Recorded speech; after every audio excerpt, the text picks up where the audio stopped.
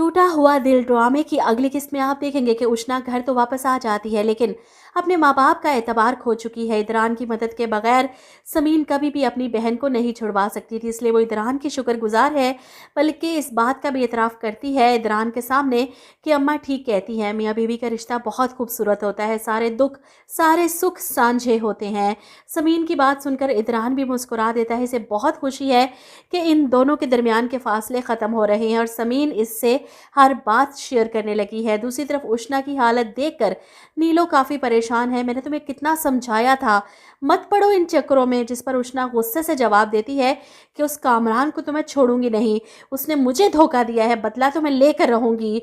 वो फ़ोन करती है कमाल को उसे धमकाने के लिए कि तुमने जो मेरे साथ किया मैं तुम्हें नहीं छोड़ूंगी, पूरी दुनिया को बताऊंगी कि तुम कितने बड़े धोखेबाज और फ्रॉड इंसान हो। इसकी धमकियां सुनकर कमाल डरने वाला नहीं, उल्टा उष्णा को डराने की कोशिश करता है। इस सब का अंजाम तुम्हें भुगतना होगा।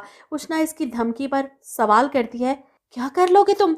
जवाब में कमाल कहता है, तुम्हारी सारी पिक्चर्स सोशल मीडिया पर वायरल कर दूंगा। अब उष्णा ने ऐसी कौन सी पिक्चर्स कमाल को भेजी थी जिसे लेकर कमाल इसे ब्लैकमेल कर रहा है? कितना दिमाग खराब है इस लड़की का।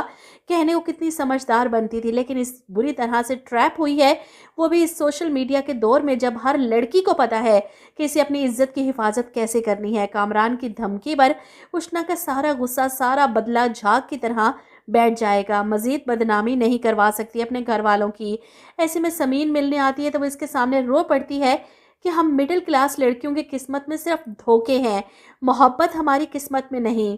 समीन इसे तसल्ली देती है, उस शख्स के बारे में पूछती है कि आखिर कौन था वो, लेकिन उष्णा अब डरते हुए समीन को भी कुछ नहीं बता सकेगी। ये राज तो तभी फाश होगा जब समीन के ससुराल में उष्णा का सामना कमाल से होगा। फिलहाल तो कमाल यहाँ से भागने के चक्करों में है। अपने दोस्त से बात करता है कि वीज़ा लगवाना पड़ेगा शैला के पास जाने के लिए, यही एक तरीका है यहाँ से फ़रार होने का।